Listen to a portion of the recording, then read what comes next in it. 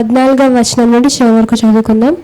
136వ కీర్తన 14వ వచనం నుండి చివరి వరకు. ఆయన ఇశ్రాయేలీయులను దాని నడుమ దాటిపోజేసెను. ఆయన కృప నిరంతరముండును.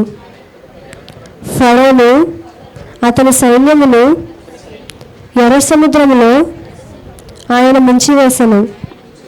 ఆయన కృప నిరంతరముండును. అరణ్య మార్గమున ఆయన తన ప్రజలను తోడుకొని వచ్చెను. ఆయన కృప నిరంతరముండును. గొప్ప రాజులను ఆయన హతము చేసెను. ఆయన కృప నిరంతరముండును. ప్రసిద్ధి నొందిన రాజులను ఆయన హతము చేసెను. ఆయన కృప నిరంతరముండును. అమోరీల రాజైన సీహోనును ఆయన హతము చేసెను. ఆయన కృప నిరంతరముండును. బాషాను రాజైన ఓగును ఆయన హతము చేసెను. ఆయన కృప నిరంతరముండును. ఆయన వారి దేశమును మనకు స్వాస్థ్యముగా అప్పగించెను. ఆయన కృప నిరంతరముండును. తన సేవకుడైన ఇశ్రాయేలునకు దానిని స్వాస్థ్యముగా అప్పగించెను. ఆయన కృప నిరంతరముండును. మనము దీన దిశలో ఉన్నప్పుడు ఆయన మనలను జ్ఞాపకము చేసుకొనెను. ఆయన కృప నిరంతరముండును. మన శత్రువుల చేతిలో నుండి మనలను విడిపించెను. ఆయన కృప నిరంతరముండును. సమస్త జీవులకును ఆయన ఆహారం ఇచ్చుచున్నాడు. ఆయన కృప నిరంతరముండును. ఆకాశమందుండు దేవునికి కృతజ్ఞతాస్తుతులు చెల్లించుడి. ఆయన కృప నిరంతరముండును.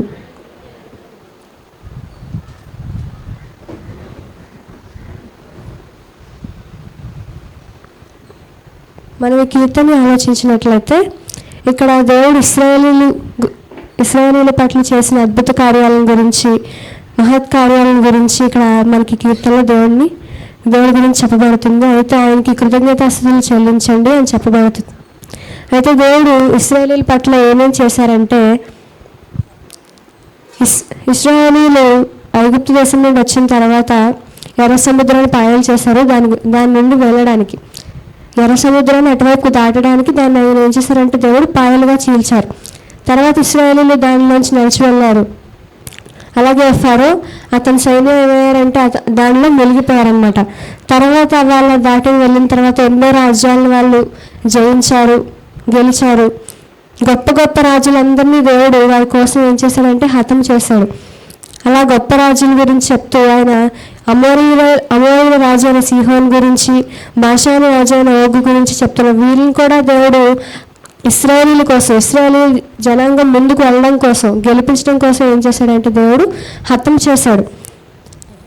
వారి దేశంలో మనకు స్వాస్థ్యంగా అప్పగించను. ఈ రాజ్యాలన్నింటినీ కూడా దేవుడు ఇశ్రాయేలీలకి స్వాస్థ్యంగా అప్పగించారు. తన సేవకుడైన ఇశ్రాయేలీయులకు దాన్ని స్వాస్థ్యంగా అప్పగించను. దేవుడు ఏం చేశాడంటే ఇశ్రాయేలీల కోసం ఈ రాజ్యాలన్నింటినీ కూడా, ఆ రాజ్యాల యొక్క రాజుల్ని హతం చేసి ఆ రాజ్యాల్ని వారికి స్వాస్థ్యంగా అప్పగించారు. తర్వాత ఇశ్రాయేలీలు ఏం చేశారంటే పరిస్థితులన్నీ చక్కగా ఉన్నప్పుడు వారు దేవుడి నుంచి తొలగిపోయారు, దేవుడిని మర్చిపోయారు. ఆ తర్వాత ఏమైందంటే వారు చెరకు వెళ్ళిపోవడం, వారు వేరే రాజ్యాల్లో బానిసలుగా ఉండడం జరిగింది. మనము దీన దిశలో ఉన్నప్పుడు ఆయన మనల్ని జ్ఞాపకం చేసుకున్నాను. దేవుడు ఏం చేశాడంటే వారు మళ్ళీ మొరపెట్టినప్పుడు, ఐగుప్తులో ఉండగా దేవుడికి మొరపెట్టారు వాళ్ళు, అప్పుడు దేవుడు వారిని కాపాడాడు. తర్వాత ఇప్పుడు దేవుడిని వాళ్ళు మర్చిపోయిన తర్వాత వాళ్ళు చెరకు వెళ్ళిపోయినప్పుడు కూడా వారి తర్వాత మొరపెట్టినప్పుడు దేవుడు మళ్ళీ తిరిగి స్పందించి తిరిగి వారిని జ్ఞాపకం చేసుకొని మళ్ళీ వారిని విడిపించారనమాట. కాబట్టి ఆయన ఇశ్రాయేలీలాగే మనం కూడా ఉన్నాం. మనం కూడా దేవుడిని మర్చిపోతున్నాం. పరిస్థితులన్నీ చక్కగా ఉన్నప్పుడు, అన్నీ మంచిగా ఉన్నప్పుడు మనం కూడా దేవుడిని మర్చిపోతున్నాం, దేవుడిని విడిచిపెట్టేస్తున్నాం, దేవుడు మనకు గుర్తుకు రావట్లేదు. కానీ ఆయన మళ్ళీ ఏం చేస్తున్నాడంటే మన పట్ల కృప చూపిస్తున్నారు. యెహోవా దయాళుడు అని చెప్పేసి మొదట్లో ఉంది, కీర్తన మొదట్లో ఉంది. ఆయన మనం మర్చిపోతున్నప్పటికీ కూడా ఆయన ఎలా ఉన్నారంటే మన పట్ల కృప చూపిస్తూ, దయ చూపిస్తూ, ప్రేమ చూపిస్తూ ఉన్నారు. ఇదంతా దేనికంటే మనం తిరిగి వస్తామని. మనం తిరిగి రావట్లేదు, ఆయన మర్చిపోతున్నాం, మనం గుర్తొస్తామేమో అని దేవుడు మనల్ని తిరిగి మన కృప చూపిస్తున్నారు. ఏం చేస్తున్నారంటే గాలిని ఇస్తున్నారు, ఆహారాన్ని ఇస్తున్నారు, నీటిని ఇస్తున్నారు. గాలి ఎక్కడి నుంచి వస్తుందండి?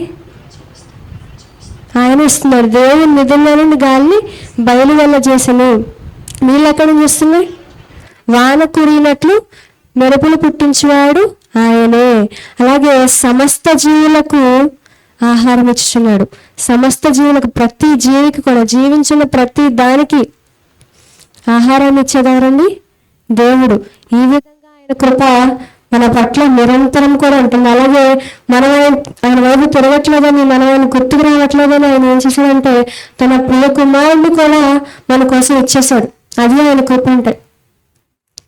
కాబట్టి ఆయన కృప మన పట్ల నిరంతరము కూడా ఉంటుంది. అదే కీర్తనలో మనకు చెప్పబడుతుంది, ఆయన కృప నిరంతరం ఉండును. కాబట్టి మనం ఆయన్ని స్తోత్రించాలి, కీర్తించాలి, కృతజ్ఞతాస్తుతులు చెల్లించాలి. కాబట్టి మీరందరూ లేచి నిలబడినట్లయితే ఒక పాట పాడుకొని మన దేవుడికి, ఆకాశం మందు మన దేవుడికి, ఆకాశం ఆయన సింహాసనం, ఆయన ఆకాశం మందు అంటున్నారు కాబట్టి ఆయనకి కృతజ్ఞతాస్తుతులు చెల్లిద్దామండి.